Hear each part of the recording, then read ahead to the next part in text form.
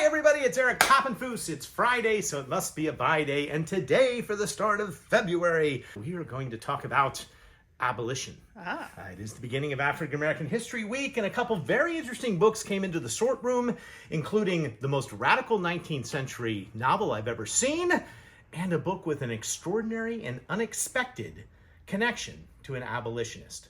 But before we get to that, I want to start with the New York Times obituary page. Oh, okay. Because this past week, a very important person in the publishing industry, Mark Jaffe, passed away. Famous for publishing in mass market form, J.D. Salinger's Catcher in the Rye. And what was important about Catcher in the Rye with its simple red cover is that it embodied the maxim of don't judge a book by its cover. And J.D. Salinger was famous for not wanting cover art on any of his works. So he not only was agreed to have Jaffe publish it in paperback without any cover design, but he also had his other books published just with simple writing on the cover. And he hated the original design for Catcher in the Rye, which is here, ironically in the new reprint edition, which has a horse in a carousel and sort of gives away something in the novel. But Jaffe took Salinger at his word, and that particular version, the version I read in school, sold hundreds of thousands of copies and made Salinger proud. All right, shall we get to our box? Absolutely. Yes, we shall. And we're going to begin with a very interesting book. This is the one with the very surprising connection, all right? So we're going to open it up, and what you see here is a book by John Taylor of Virginia, also called John Taylor of Caroline, called Tyranny en Masse, that was published in the 1820s. And John Taylor fought in the American Revolution. He was an agrarian reformer, friends with Thomas Jefferson, and was really an old school Republican. He opposed the Constitution as an anti-federalist, and he wrote a series of tracts when he was a senator from Virginia in the 1820s about American constitutional government. Now, today they are most remembered because they influenced a lot of people like John C. Calhoun and others who were strong believers in states' rights. And this is one of the earliest articulations of the states' right doctrine. John Taylor also wrote the Virginia Resolves in the 1790s, which opposed the Sedition Acts and the overreach of federal government. The book's important because it was really a criticism of the martial court and a belief that you don't want to have federal overreach. That is what tyranny is. Now, what does this have to do with abolition? Well, what's really interesting about this book, Amanda, is that it was owned by a famous abolitionist called Joshua Leavitt. And it wasn't just owned by him at any particular time. Note that he wrote very boldly in the beginning there, Leavitt, 1839. And Leavitt was in New Haven, Connecticut in 1839, and in 1839 a ship appeared in the New Haven harbor called the Amistad, which was a slave ship that in which the enslaved people had rebelled, taken control of the ship, tried to go back to Africa, but were actually taken to the shores of Long Island and eventually ended up in the jail in New Haven, Connecticut. And the question would be, what would happen to these enslaved people? Should they be returned to Africa? Should they be free? Or should they be sent back to Cuba, where they would clearly be sold back into slavery? And the book is interesting because the New Haven courts and the New Haven abolitionists agreed that the slaves should be free, but there was a fear that the federal court and the President of the United States was going to send them back anyway. That would be the tyranny that Caroline describes. Martin Van Buren was president at the time. He wanted them sent back. He thought it would help him in his re-election campaign. It didn't. Leavitt founds a group in New Haven to raise money for the defense of the Amistad rebels, including Cinque, their leader. And he is very, very successful. And I love this book because it also has Leavitt's markings in it.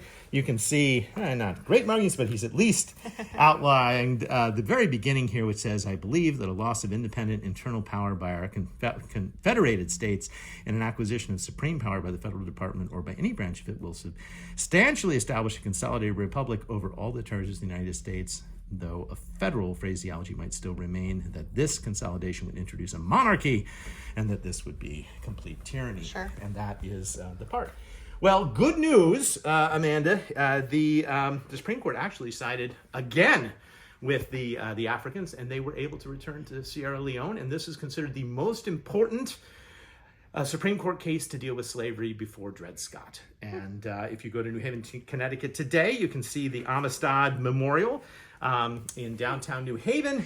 And little known fact, when I was in graduate school, I actually went to Newport, Rhode Island to see the filming of the Steven Spielberg movie where they recreated the New Haven jail and courthouse in Newport, Rhode Island. So it was a pretty neat thing to find this important book. Yeah.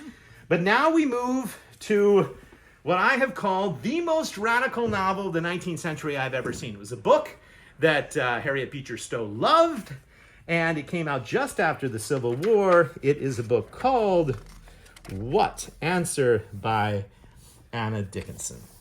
Now, who was Anna Dickinson? Anna Dickinson was from Pennsylvania. She was a Quaker, and she was an incredible public speaker and orator. She was encouraged to speak by Lucretia Mott and others at a very young age. So when she was only 20 years old and even a teenager, the Quakers were one of the few denominations in America that allowed women to speak their mind, speak their inner truth, their inner light.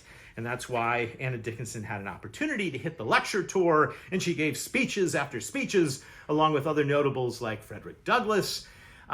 She was considered at the time to be the most highly compensated, highly paid speaker in America in the 1860s. She raised what would have been hundreds of thousands of dollars today, and she donated it all to the good causes that she believed in: abolition, women's suffrage, you name it. That was Anna Dickinson. What is particularly interesting about Anna Dickinson is that anyone who heard her thought she was amazing. Here is a quote from a young Mark Twain.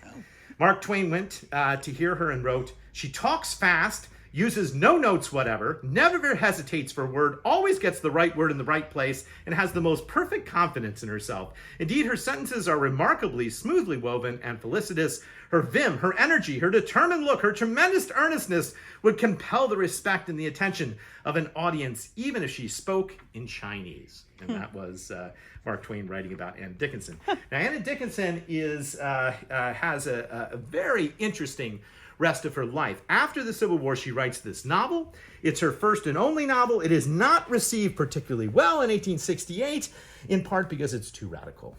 What Answer? Do you know what this is about? I don't. It is about interracial love, Amanda, and the love of a white woman for a black man. Let's just read you a little bit. That love would not be worth the telling, that considered extraneous circumstances and not the object itself. What you have counted all the consequences, I think not. And it's really this long debate about will their love survive? And if that wasn't radical enough, it has a series of passages in the novel about great moments in the Civil War, including the rallying of the 54th Massachusetts Infantry, which was the African-American coalition that was brought together under Robert Gould Shaw, as well as the New York stories of the New York draft riots. And she writes in the back of the book that since it is impossible for any one memory to carry the entire record of the war, it is well to state that almost every scene in this book is copied from life, including a final scene which she witnessed herself in Philadelphia, which is a scene of a disabled African-American soldier being thrown off a trolley car and forced to give up his seat to a drunken white man simply because of the color of his skin. An eerie precursor for Rosa Parks, but a true story of the prejudices of the time. Well, do you know what happens to Anna Dickinson? Well, after she leaves the lecture circuit, her novel doesn't sell that well. She tries to live peacefully on her own in Pennsylvania, in a small town in Pennsylvania, but she wants to live openly with another woman. This really upsets her family, and what do, Amanda? They have her committed to the Dansville Asylum. I know, and I want to refer people, because it was a Kirkbride institution. I want to refer them to the by day we did on institutions, as well as the intersection between sexuality and insanity in the 19th century. But when she was committed by her own family at just 50 years old, it made all the newspapers, Amanda. It was a huge scandal. Look at the types of stories that happened. Anna Dickinson gone. A report that she become deranged and is now in an insane asylum, complete with woodcut sketch of Anna Dickinson. Goodness. But there's a good ending. Anna Dickinson, she starts giving lectures and organizing all the people who are at the asylum. Nice. And she sues the newspaper. Nice. And she gets released and she wins a huge libel suit and is able to live the rest of her life peacefully and openly with her lover.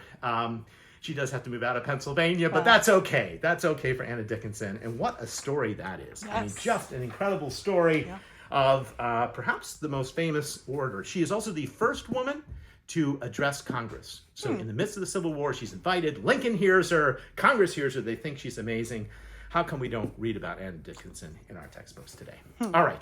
Shall we end with a funny book? Sure. I think we shall. And that funny book is in honor of today's holiday. It's Groundy the Gourmet Groundhog, which is a personal memoir of a groundhog that was kept as a pet by some folks in Pennsylvania. And I thought, you know, it's Groundy the Gourmet Groundhog. I'd ask you at least one trivia question, Amanda, about what groundhogs eat. Do groundhogs prefer, Amanda, here's your choice, cabbage or turnips? I'm going to say turnips. Oh, no, I'm sorry. Groundy hated turnips and loved cabbage. And do groundhogs like dandelions? Yes. Yes, they do. And a great deterrent if you get dandelions in your lawn is let those groundhogs go to work because they love dandelion flower. At least so did Groundy the Gourmet Groundhog. Well, thanks for watching. We're going to have some more exciting books written by African Americans here in February coming up on Buy Day Friday. I hope you'll watch next Friday and every Friday for more adventures in the world of books.